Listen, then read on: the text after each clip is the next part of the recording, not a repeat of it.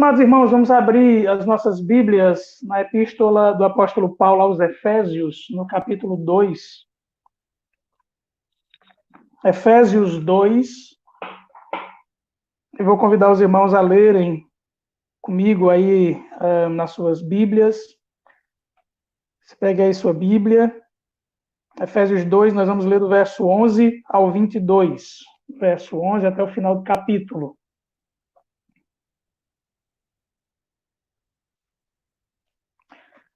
Muito bem, vamos à leitura da palavra do Senhor, que diz assim: Portanto, lembrai-vos de que outrora, vós, gentios na carne, chamados incircuncisão por aqueles que se intitulam circuncisos na carne, por mãos humanas, naquele tempo estáveis sem Cristo, separados da comunidade de Israel e estranhos às alianças da promessa, não tendo esperança e sem Deus no mundo. Mas agora, em Cristo Jesus, vós que antes estáveis longe, fostes aproximados pelo sangue de Cristo, porque Ele é a nossa paz, o qual de ambos fez um, e tendo derribado a parede da separação que estava no meio, a inimizade, aboliu na sua carne a lei dos mandamentos na forma de ordenanças, para que dos dois criasse em si mesmo um novo homem, fazendo a paz, e reconciliasse ambos em um só corpo com Deus, por intermédio da cruz, destruindo por ele a inimizade. E vindo, evangelizou paz a vós outros que estáveis longe, e paz também aos que estavam perto, porque por ele ambos temos acesso ao Pai em um Espírito. Assim, já não sois estrangeiros e peregrinos, mas concidadãos dos santos e sois da família de Deus. Edificados sobre o fundamento dos apóstolos e profetas, sendo ele mesmo Cristo Jesus a pedra angular, no qual todo edifício bem ajustado cresce para santuário dedicado ao Senhor, no qual também vós juntamente estáis sendo edificados para a habitação de Deus no Espírito. Amém. Vamos ao Senhor em oração mais uma vez. Pai querido, fala conosco. Derrama, meu Deus, da tua misericórdia e abre nosso entendimento. Ilumina, Senhor, nossa mente. Nos faz, meu Deus, compreender os teus propósitos. Nos faz, Deus, perceber a grandeza da tua graça. Nos faz, Senhor, perceber como que em ti nós somos novas criaturas. Como que em ti nós fazemos parte de uma nova criação. E por isso precisamos, Senhor, termos os valores do teu reino e não os valores deste mundo. E é por isso, meu Deus, que o cristianismo e o evangelho, ele tem as respostas para os dilemas desse mundo, as soluções, porque aponta para Cristo, aquele que vem e nos restaura, aquele que vem e mata a nossa velha natureza caída, corrupta, condenada, e nos dá uma nova vida no Senhor, uma nova vida nele, uma nova vida na sua cruz. Nos ajuda a compreender essas verdades, Senhor, e as implicações disso. Para nós que tentamos, Senhor, sermos fiéis e obedientes e submissos a Ti. Nós oramos com gratidão, na expectativa de que o Senhor fale conosco, em nome de Jesus. Amém. Meus irmãos, mais especificamente no dia 25 de maio, tá bem recente, aconteceu um assassinato que desde então tem marcado a história de várias cidades no mundo, que estão sendo marcadas profundamente por protestos, pela luta contra discriminações raciais, pela luta contra outros tipos de discriminações, pela luta contra também os excessos, a violência imposta por aqueles que são atribuídos de autoridade dentro da sociedade. Enfim, a morte de George Floyd, um cidadão norte-americano que tentou, numa loja, trocar uma cédula falsa de $20, e ele então foi denunciado. A polícia chegou rapidamente e, sem oferecer nenhuma resistência, sem estar ali armado, ele foi rendido pelo policial Derek Chauvin, um policial de Minneapolis, e o colocou de bruços e colocou o seu joelho sobre o pescoço de George Floyd. As câmeras filmaram tudo. Viram que aquele homem ele não ofereceu nenhuma resistência à polícia. As câmeras flagraram os seus apelos, os seus gritos sufocantes. Ele dizia: eu não consigo respirar, eu não consigo respirar. Isso durou mais ou menos 7 minutos e ele veio a falecer. É interessante que isso fala muito de como os relacionamentos se corromperam por causa do pecado. Isso lembra muito a história da narrativa bíblica do Gênesis, quando Deus, depois de criar todas as coisas tão harmoniosamente, inclusive o relacionamento humano, o mandato social, a ordem de viver bem, de se relacionar bem, ser humano com ser humano. Mas após a corrupção, após o pecado, o coração do ser humano se enche de inveja, se enche de soberba, de orgulho, de vaidade e de senso de uma dominação distorcida e desfocada da ordem da criação. Casos como esse, nós nos referimos aqui, não apenas esse, mas, por exemplo, o apartheid, que nos anos 1940, por longos anos, até 1994, fazia uma espécie de segregação, onde o governo criou praças e estabeleceu espaços onde as 4 classes que foram separadas lá na África do Sul, por suas raças, os brancos, os negros, os asiáticos ou amarelos e índios, eles foram separados nessas classes e começaram a usar placas dizendo que isso é permitido branco, e começaram a criar escolas para negros, e esse regime durou décadas.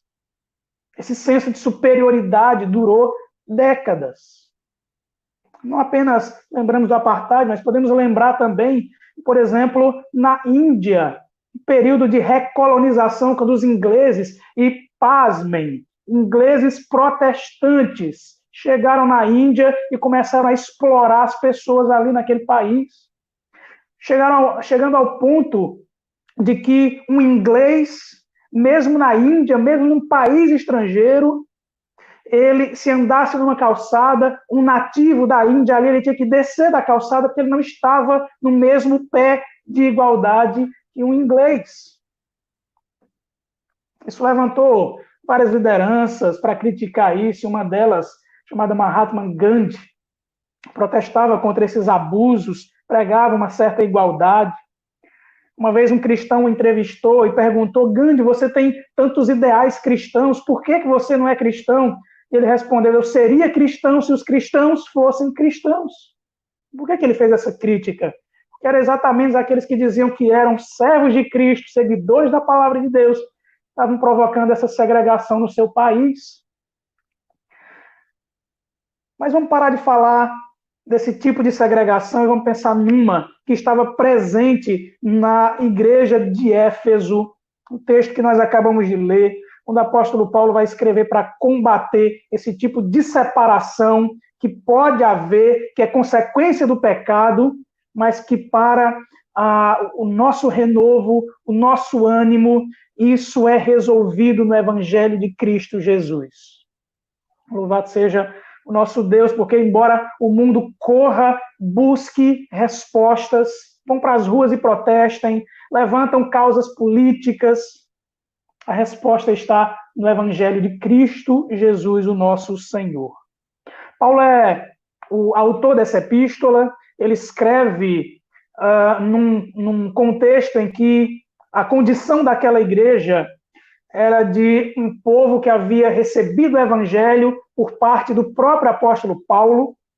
Em Atos capítulo 19, Lucas ele vai narrar a chegada de Paulo ali, quando da sua terceira viagem missionária, e logo quando ele chega, ele passa 3 meses pregando numa sinagoga.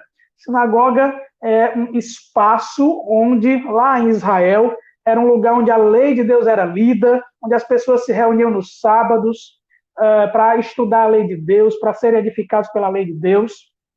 E como era de costume, todo judeu, onde ele estava, criavam ali suas sinagogas, aquele espaço oportuno para o ensino bíblico, o ensino do Antigo Testamento, que era a Bíblia da época. E o apóstolo Paulo, então, faz uso desse espaço, da sinagoga, e por 3 meses ele fica ali pregando o evangelho. Ele fica ali, a partir do Antigo Testamento, mostrando que o Antigo Testamento todo é um texto evangélico. É um texto que aponta para Cristo Jesus. É um texto do evangelho. É um texto que apresenta desde já o propósito de Deus de redimir essa criação que caiu, essa criação que pecou e que foi, então, destoada, que caiu na sua harmonia e que foi completamente devastada por causa do pecado.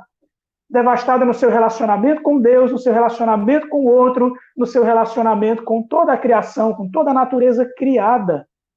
Mas o apóstolo Paulo estava ali, então, naquela sinagoga, pregando o evangelho de Cristo Jesus, e esse período de 3 meses, segundo Lucas, no seu relato de Atos 19, acabou incomodando muitos judeus ali que não creram, mas outros creram.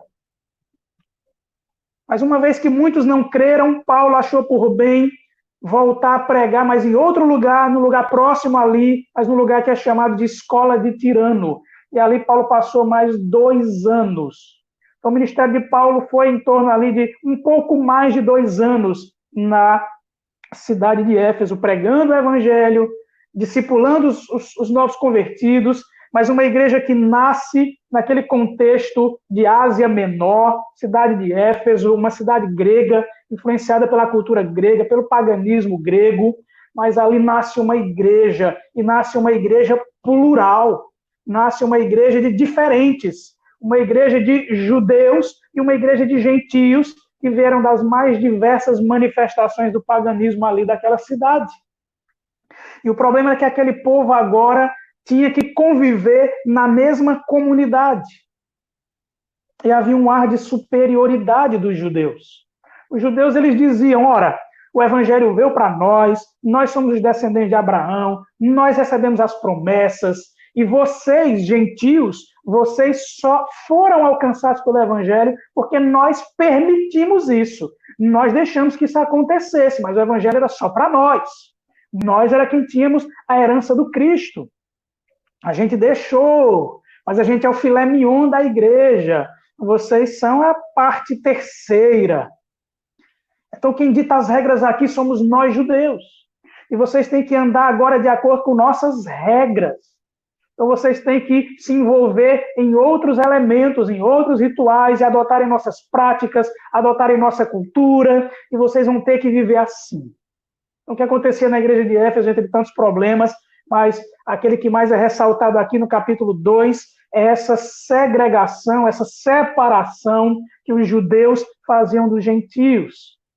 Eram todos crentes no mesmo Senhor, mas os judeus diziam, nós somos superiores, vocês são inferiores, nós ditamos as regras, nós dizemos como é que funciona aqui na igreja de Éfeso.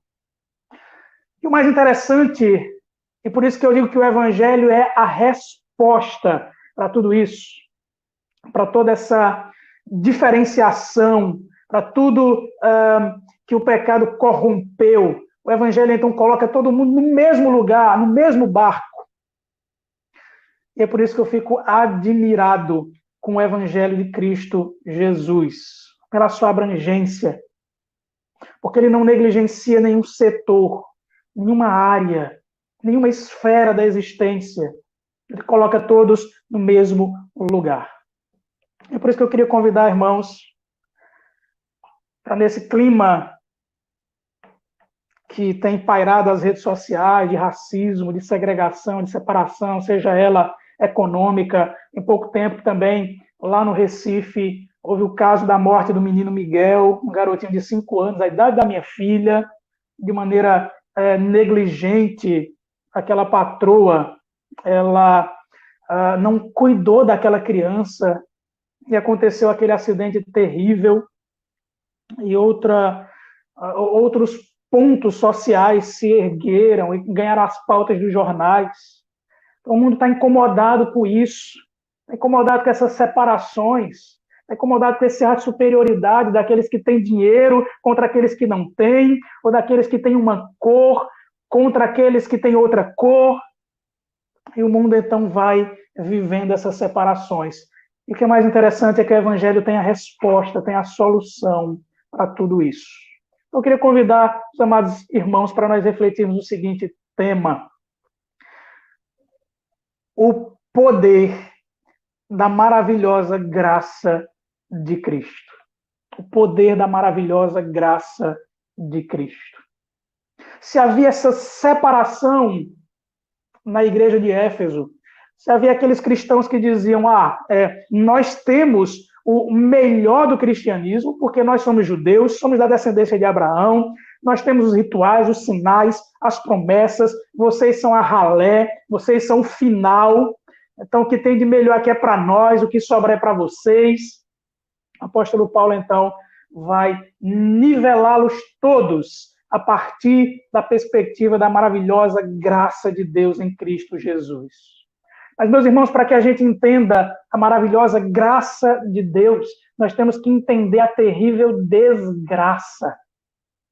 O que nivela, na verdade, antes do Evangelho ser anunciado na sua perspectiva graciosa, ele é anunciado na sua perspectiva desgraçosa.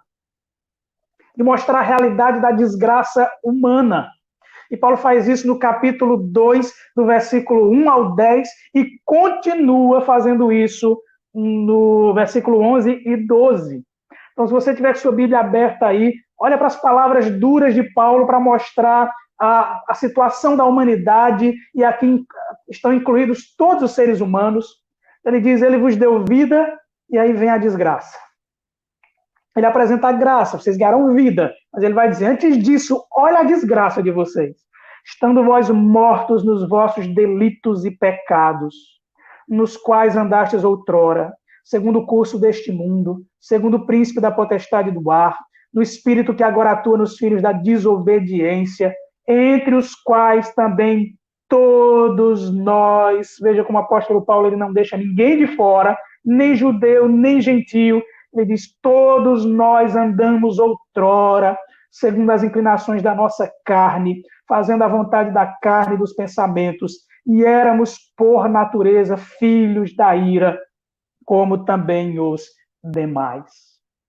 Então, Paulo, como judeu, e vendo a realidade da separação que havia aqui na igreja de Éfeso, por parte dos judeus, ele vai dizer, olha, é verdade, os gentios, eles são maus, os gentios, eles são pecadores, eles são pagãos, mas nós somos da mesma maneira.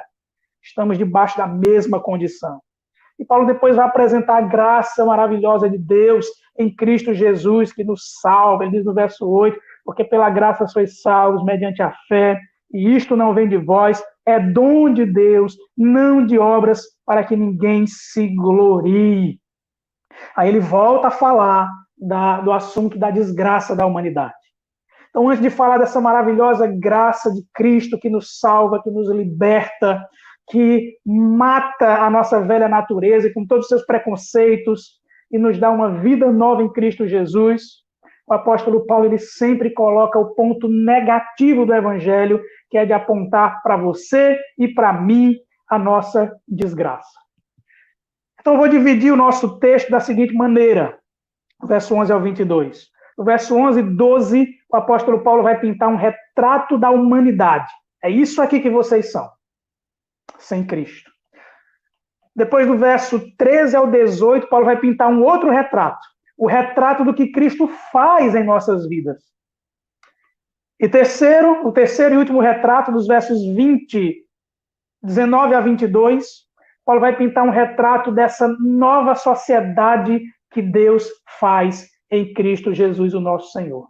Então, em primeiro lugar, o retrato da humanidade. Quem é você? Quem sou eu? Para que haja esse ar de superioridade. Paulo vai dizer isso. Portanto, lembrai-vos. Perceba isso. Olha a insistência do apóstolo Paulo. Ele já tinha dito quem nós éramos outrora. Ele já tinha dito, olha, você é um completo miserável, desgraçado, e de todos os lados você está aprisionado em correntes. Você está acorrentado pelas correntes da potestade do ar, está acorrentado pelas correntes dos filhos da desobediência, você é filho da ira, você está preso de todos os lados. Você é pecador, desgraçado, você e eu. Ele fala da graça de Deus, mas no versículo 11 e 12 ele volta a uma insistência de que não esqueçamos quem nós somos sem Cristo. Qual é o retrato da humanidade sem Cristo? Ele vai dizer então no verso 11, portanto, lembrai-vos de que outrora vós, gentios na carne, chamados em circuncisão por aqueles que se intitulam circuncisos na carne por mãos humanas, naquele tempo estáveis sem Cristo, separados da comunidade de Israel, estranhos às alianças da promessa, não tendo esperança e sem Deus no mundo. O que Paulo está fazendo aqui? Ele está olhando para os gentios agora. Primeiro, ele já tinha colocado os judeus e gentios na mesma situação. Ele já tinha batido nos judeus. Ele já tinha dito, vocês são orgulhosos. Mas qual o motivo do orgulho de vocês? O que é que vocês têm? Todos nós, sem Cristo, somos desgraçados. E agora nos versos 11 e 12, para que os gentios eles não fiquem soberbos também, ele vai dizer, olha, lembrem-se, os judeus, em algum ponto, eles estão certos. Eles dizem, não, nós somos aqueles que receberam as promessas, nós já aguardávamos que o Messias vinha, tudo bem. Eles tinham que se converter a Cristo da mesma forma. Mas para que os judeus não se ensoberbecessem com as palavras de Paulo, ele vai lembrá-los. Vocês estavam sem Cristo, sem esperança e sem Deus no mundo. Essa é a situação desesperadora da humanidade. Ele diz no verso 12, naquele tempo estáveis sem Cristo. Desgraçada humanidade sem Cristo. O que resta para a humanidade sem Cristo? O que resta para uma humanidade caída, morta em seus delitos e pecados? O que resta para uma humanidade que está num estado de rebeldia contra Deus, de rebeldia contra o outro, de rebeldia contra a natureza? É guerra total. A situação do ser humano sem Cristo é que ele está em guerra total contra todos, contra Deus, contra ele mesmo e contra a natureza criada. Não há nenhum lugar que a humanidade olhe e encontre paz. Nenhum lugar fora de Cristo. É por isso que Paulo complementa. Ele diz, vocês estavam sem Cristo, separados da comunidade de Israel. Ou seja, vocês não tinham nenhuma esperança, nenhuma promessa, nenhuma expectativa de que um Messias, um Salvador, de que Deus viesse em carne. Vocês não tinham nada. E, portanto, vocês não tinham esperança. Você já imaginou isso? Um mundo que jaz em guerra, em trevas, em colisão em todas as suas esferas, e não ter para onde olhar, não ter um porto seguro, para ele dizer, aqui eu tenho paz, desculpe, irmãos, aqui eu tenho esperança. Não havia esperança. Não havia esperança para eles. Eles estavam sem Deus no mundo. Esse é o retrato da humanidade. Por que guerras? Por que preconceitos? A resposta é simples. A humanidade é caída, é desgraçada, ela corrompe os valores de Deus, ela está sem Deus no mundo. Segundo ponto da nossa reflexão. Segundo retrato. Primeiro, Paulo pinta o retrato da humanidade. Sem Cristo, sem esperança, sem Deus no mundo. Mas dos versos 13 ao 18, o apóstolo Paulo vai pintar um retrato agora animador. Um retrato agora gracioso. Ele vai pintar o retrato agora do que Cristo faz. Olha o que ele diz nos versos 13 a 18. Eu vou ler todos esses versículos. Mas agora em Cristo Jesus, vós que antes estáveis longe, fostes aproximados pelo sangue de Cristo, porque ele é a nossa paz, o qual de ambos fez um, e tendo derribado a parede da separação que estava no meio, a inimizade, aboliu na sua carne a lei dos mandamentos na forma de ordenanças, para que dos dois criasse em si mesmo um novo homem, fazendo a paz, e reconciliasse ambos em um só corpo com Deus, por intermédio da cruz, destruindo por ela a inimizade. E vindo, evangelizou paz a vós outros que estáveis longe, e paz também aos que estavam perto, porque por ele ambos temos acesso ao Pai em um Espírito. Meus irmãos, o que é que Paulo está fazendo aqui? Que retrato belo agora. Primeiro ele pinta um retrato feio, vocês são isso, sem Cristo, sem esperança, sem Deus no mundo, o que resta é desgraça.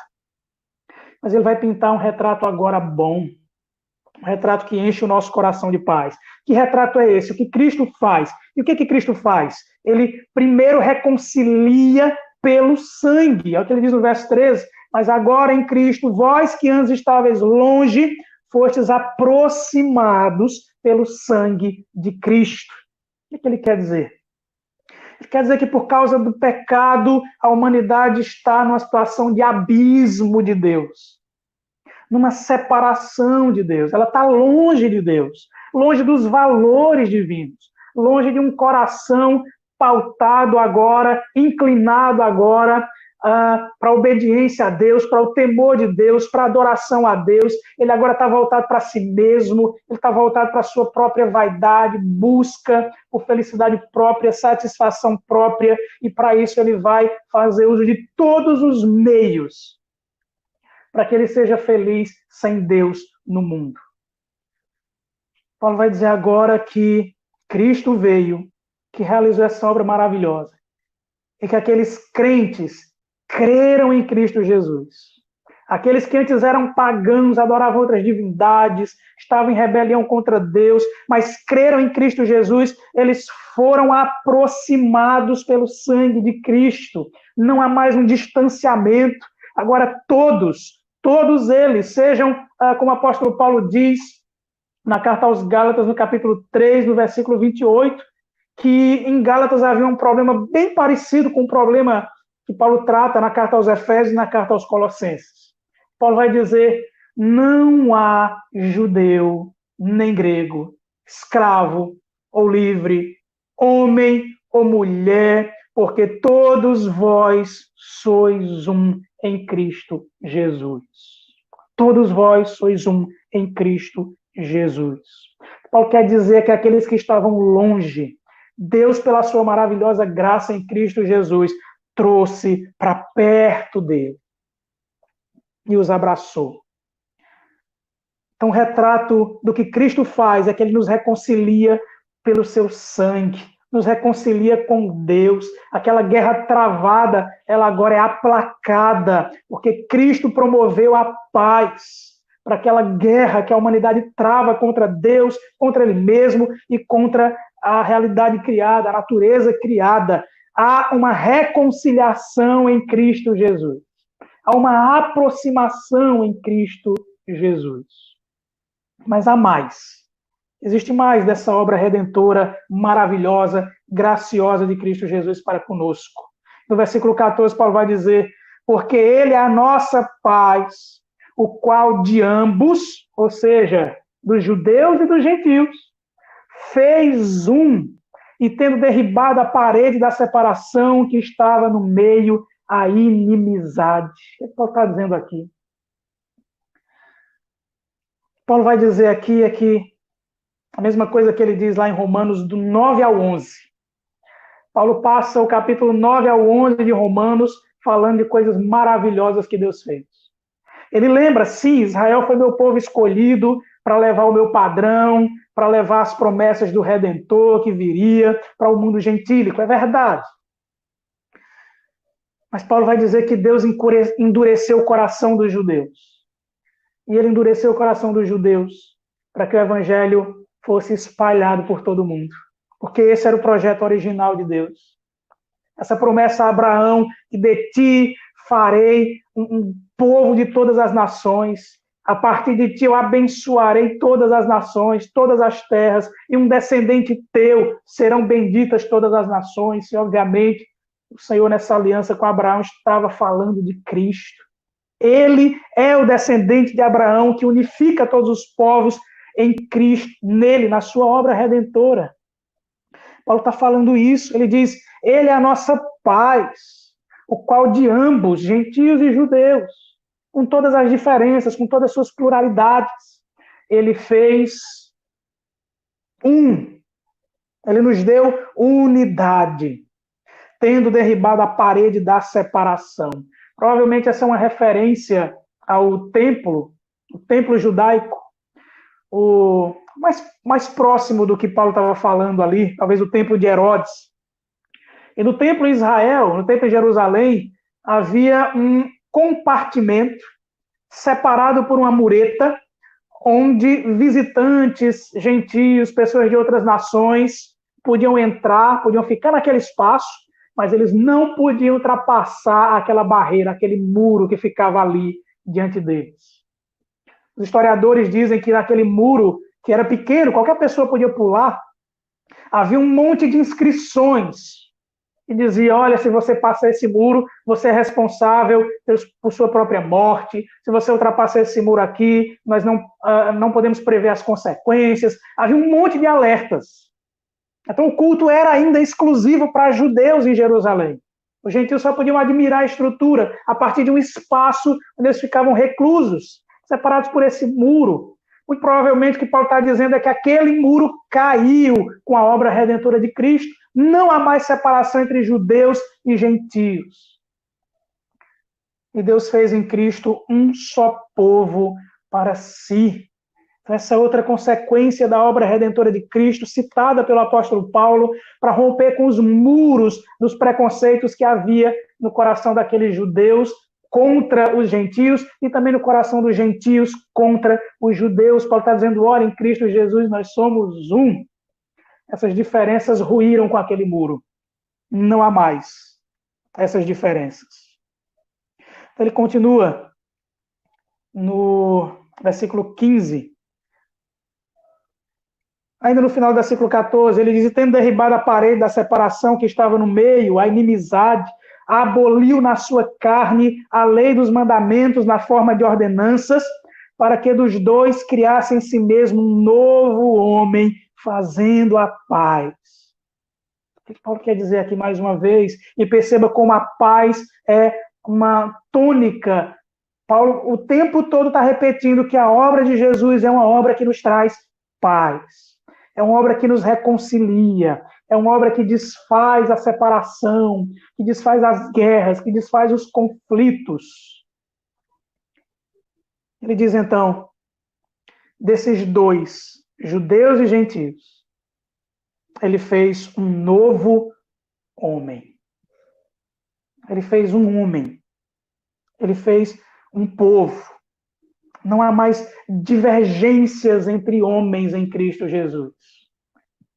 As diferenças são aquelas diferenças criacionais. Uns vão ter o cabelo mais liso, outros o cabelo um pouco mais crespo. Uns vão ter os olhos pretos, outros vão ter os olhos azuis, castanhos, verdes. São diferenças criacionais. Essa é a criatividade de Deus. Uns, a tonalidade de pele vai ser mais clara, outros vai ser mais escura, outros vão ser mais amareladas. É a criatividade de Deus. Essas são as diferenças criacionais, elas existem de fato, mas as diferenças criadas pelo pecado, pela nossa ignorância, o apóstolo Paulo está dizendo aqui que todas elas são desfeitas em Cristo Jesus. Inclusive, aquelas leis, aquele conjunto de leis, o ordenamento jurídico do Israel do Antigo Testamento, que existia também para um propósito, que era separar o povo de Deus das outras nações. Paulo está dizendo que aquilo teve seu tempo, mas que agora não tem mais. Não tem mais leis que justifiquem esse tipo de separação. Paulo diz aqui que ele teve seu tempo, mas ele agora acabou. E acabou por quê? Acabou por causa de Cristo Jesus, que desses dois povos ele fez um só homem e acabou com essa separação, promovendo novamente aqui a paz. Paz com Deus, paz com meu semelhante, paz com a natureza criada. É uma paz completa que Cristo nos dá, pela sua obra que derruba o muro de separação e que nos faz enxergar a obra redentora de Cristo e a nova natureza que agora nós temos. E ele diz então, ainda no verso 17, verso 16 ainda, e reconciliar-se ambos em um só corpo com Deus, por intermédio da cruz, destruindo por ela a inimizade, e vindo, evangelizou mais uma vez. Paz a vós outros que estáveis longe, e paz também aos que estavam perto, porque por ele ambos temos acesso ao Pai em um Espírito. Veja que coisa maravilhosa. Paulo vai completando o argumento. Ele diz, olha, tanto vocês judeus como vocês gentios estavam em guerra contra Deus, mas o Senhor Jesus, por sua obra, reconciliou ambos em um só corpo com Deus. Uma das metáforas que o apóstolo Paulo usa para falar sobre a igreja mais completas é a imagem de um corpo. Em todas as suas partes que o compõem. Capítulo 12 ao 14 da primeira carta aos Coríntios havia também um tipo de separação, e agora lá era por causa dos dons. Uns se achavam superiores porque tinham alguns dons, outros eram considerados inferiores porque não tinham esses determinados dons. O apóstolo Paulo vai dizer, olha, Deus fez um corpo através da obra de Cristo Jesus e todos eles têm sua função e vocês são interdependentes e não independentes. Paulo vai dizer como é que pode o olho dizer para a boca que ele não precisa da boca. Não existe um corpo que ele é formado só de olho.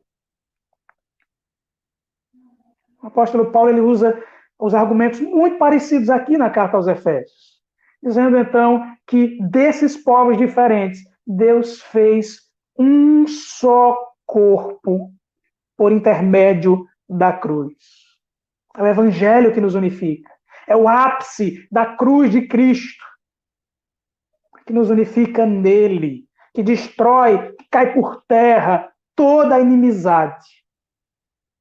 Ele diz então, e vindo, e ele aponta para a encarnação de Cristo, evangelizou paz a vós outros que estáveis longe. Olha que coisa maravilhosa, que lição, tanto para os judeus orgulhosos que diziam que o Messias era só para eles. Paulo diz, não, o Senhor veio, e ele veio também para os gentios. E evangelizou paz também para eles. A mesma paz que ele evangelizou para vocês. A mesma paz. Não são duas pazes. Não uma paz mais completa para um povo e uma paz menos, menor, mais insignificante para outro povo. Paulo diz, olha, foi a mesma paz. Ele foi para os gentios, ele foi para os judeus, e ele evangelizou a mesma coisa, a mesma paz. E muito mais do que isso. Ele uniu vocês num só corpo. E ele permite, por causa do mesmo Espírito que ele transmitiu para vocês, terem acesso ao mesmo Pai. Olha que teologia completa do apóstolo Paulo aqui. Ele diz, a obra redentora de Cristo, ele pega vocês mortos na sua condição depravada, humana, longe de Deus, e ele aproxima vocês dois, ele inclui vocês num só corpo, ele os reconcilia com Deus, ele coloca em vocês o mesmo Espírito, e ele chama vocês para poderem se aproximar do mesmo Pai. Não tem divergências. Eles não têm dois pais. Eles não têm dois espíritos diferentes. Não tem um Espírito Santo para um grupo e um Espírito Santo para outros, que age de maneira menos poderosa. Não existe um evangelho que salva com todo o poder um grupo, mas que outro grupo ele não é tão poderoso assim, não salva tanto. É o mesmo evangelho, é a mesma igreja, é o mesmo corpo, composto de plurais, mas inseridos no mesmo corpo, tendo o mesmo Espírito e tendo o mesmo Senhor para chamar de Pai. Se nós temos o mesmo Pai, brancos, negros, ricos, pobres, escravos, livres, como ele vai dizer aos Gálatas, são irmãos. Há um laço fraterno no sangue de Cristo aqui, onde ele mesmo é o cabeça dessa família. É o que ele vai dizer então no ponto 3. Nós já vamos para ele. Paulo agora pinta um terceiro retrato. No verso 19 ao 22.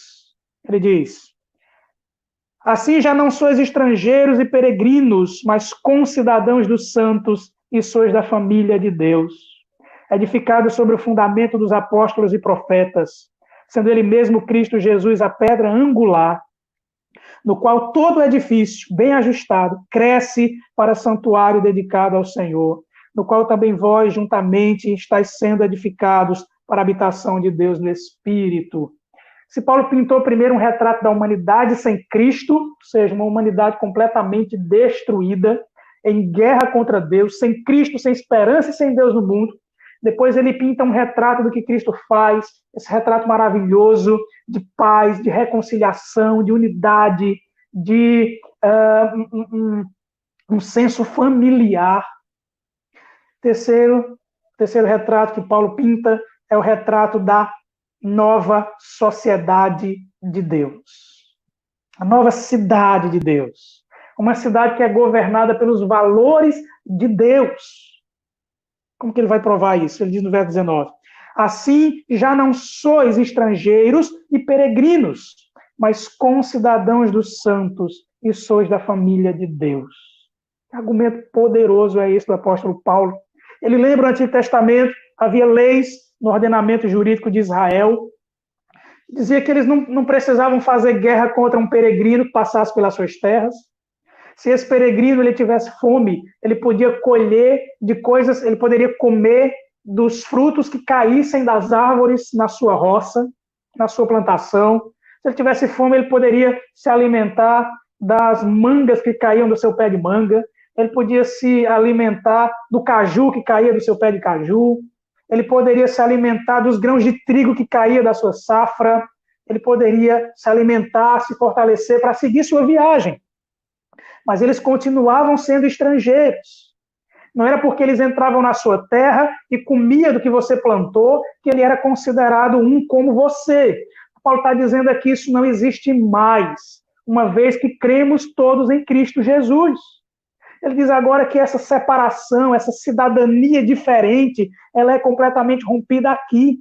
Então ele diz, assim já não sois estrangeiros e peregrinos, mas, e aí vem a ideia da nova cidade, concidadãos dos santos. Dividem o mesmo espaço.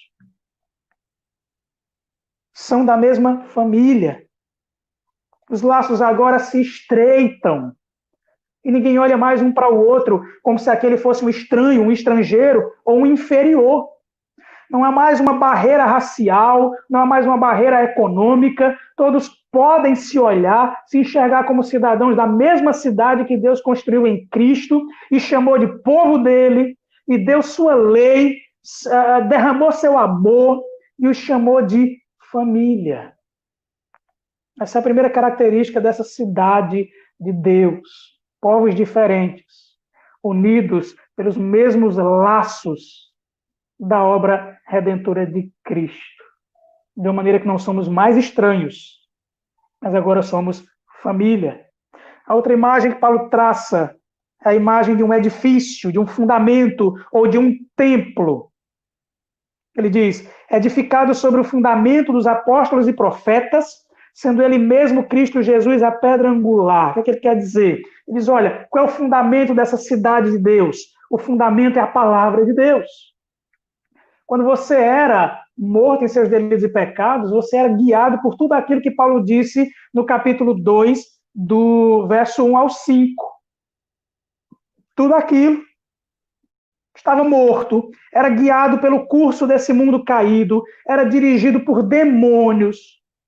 Ele vai dizer, segundo o príncipe da potestade do ar, o espírito que agora atua nos filhos da desobediência, eram esses que mandavam em você. Eram esses que ditavam as regras, a vida, que permeavam sua mente e que diziam como era que você tinha que ser. Era com esses valores mundanos, caídos, pecaminosos, que você pautava a sua vida. O que Paulo está dizendo é que agora não, esse prédio, esse edifício que Deus construiu em Cristo Jesus, ele tem fundamentos, e os fundamentos são aquilo que os profetas deixaram, ou seja, o Antigo Testamento, e aquilo que os apóstolos estavam construindo, o Novo Testamento. Você tem fundamentos, você tem o Evangelho, ele é a pauta. Ele é o que unifica vocês. Se eu olho para o meu irmão e digo, olha, eu sou superior a você, porque eu sou branco, você é negro, ou você que é negro, olha para o seu irmão e diz, eu sou negro e você é branco, então eu sou melhor do que você, a gente vai fazer uma guerra aqui. Você não entendeu o Evangelho. Não tem Evangelho nos alicerces, no fundamento da sua vida. É o Evangelho o alicerce. É o Evangelho que pauta o ordenamento jurídico dessa nova cidade, é o Evangelho de Cristo Jesus. Você tem que ser pautado por ele para ser cidadão dessa cidade. E quem é a pedra angular, quem é a pedra fundamental desse edifício é Cristo Jesus, no qual todo edifício bem ajustado cresce para santuário dedicado ao Senhor. Aqui Paulo faz uso de um símbolo do Antigo Testamento, que é o templo ou santuário, que era o lugar onde Deus ele se fazia presente no meio do seu povo. Era por isso que o povo de Israel sempre foi apegado ao templo, porque o templo representava a presença de Deus no meio deles. Mas sabe o que Paulo está dizendo aqui? Ele está dizendo que a presença de Deus abrangente na vida de todos esses que creem. Não é restrita a um espaço, o santuário agora se ampliou, se aperfeiçoou, saiu de estruturas de alvenarias. E ele agora habita as pessoas, através do seu Espírito, que é outorgado por Cristo Jesus, onde ele é o cabeça dessa família, dessa igreja. E ele conclui no verso 20, no qual também vós juntamente estáis sendo edificados para a habitação de Deus no Espírito. Qual o propósito, então, dessa casa que Deus está construindo, dessa cidade que Deus constrói em Cristo? É para ele habitar no nosso meio.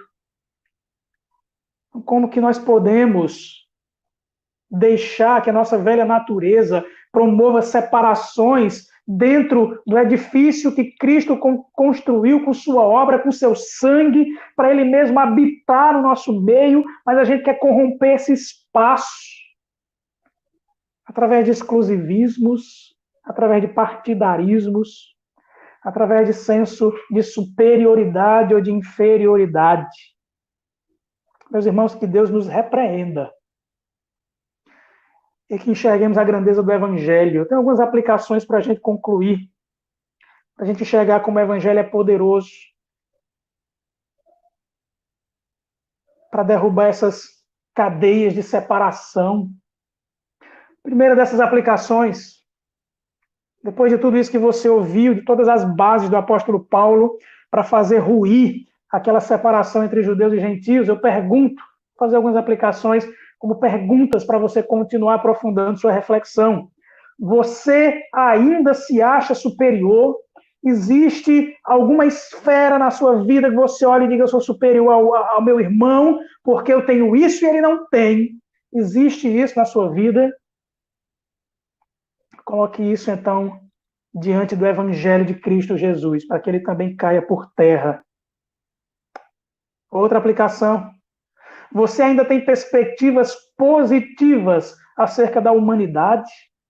Será que você caiu naquela pregação mundana de que os seres humanos são bons, de que os seres humanos vão promover uma espécie de escatologia, uma espécie de novo céu e nova terra aqui, com a sua inteligência, com a sua bondade, com a sua misericórdia? Você ainda acha que a humanidade ela é tão boa assim, que você e eu somos tão bons assim? Se estamos sem Cristo no mundo, sem esperança, levados como filhos da ira, não há perspectivas boas para essa humanidade. Outra aplicação. Você acha que o que Cristo fez, essa obra maravilhosa, foi suficiente?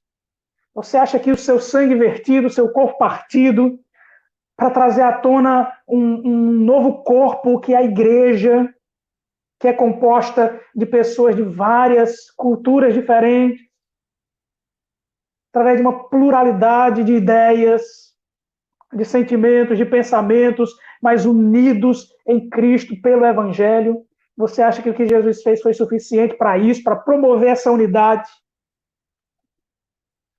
Se a resposta é sim, meu irmão, eu peço que a partir do momento que essa pandemia passar e você puder se unir de novo, congregar, que você olhe para os seus irmãos, aqueles talvez mais desvalidos, aqueles que de alguma maneira se diferenciam de você, de alguma forma, ou por ter ou por não ter determinado tipo de coisa, ou determinada característica. Eu peço que você olhe para eles, em vez de você ver dinheiro ou falta de dinheiro, uma tonalidade de pele diferente, você veja Cristo Jesus, o Senhor. Outra, você tem vivido como um cidadão do reino de Deus? Você tem pautado sua vida com os valores desse reino? Ou você é alguém que está na igreja, mas ainda pauta sua vida com valores desse mundo caído? Pense bem. Existe um abismo entre pessoas que frequentam igrejas e pessoas que são cristãos de fato. Um abismo imenso. Outra e última, a última aplicação. Ter sido tão agraciado por Deus traz para você noções de responsabilidade? Ou você simplesmente pega todos esses benefícios e agradece e diz, pronto, eu vou viver minha vida aqui do meu jeito, a meu bel prazer? Entender a graça de Deus operante, que lhe salvou, que ele tirou de uma cidade caída, que Agostinho de Hipona chama de cidade dos homens, governado por um coração caído, e ele te tirou dali e te colocou na cidade de Deus, e ele governa a sua vida agora pautado pelo seu amor, pelo seu evangelho, pelo seu Cristo. Você entende que você tem responsabilidades ainda para atuar na cidade dos homens, para ser um padrão, um referencial desses valores na cidade dos homens. Isso, entender a graça de Deus traz para você esse senso de responsabilidade. Paulo estava tentando trazer isso à tona ao coração dos Efésios. Que eles olhassem para os seus irmãos em Cristo e entendessem a demanda que há, as necessidades de cada um, para que eles agissem, atuassem pelo Evangelho, com reconciliação, com paz, nesse espírito fraternal. Meus irmãos, que Deus nos abençoe, Ele faça cair por terra todo preconceito, todo racismo, toda discriminação racial, econômica, social, seja lá o que for. Para que nós vivamos nessa nova natureza, como cidadãos desse novo céu e dessa nova terra, com os valores de Deus, que aponta para a graça de Cristo Jesus, unificadora, poderosa, mas que mostra as nossas fragilidades, que mostra quem nós éramos sem Cristo e o que Cristo nos tornou por graça. Que Deus nos abençoe.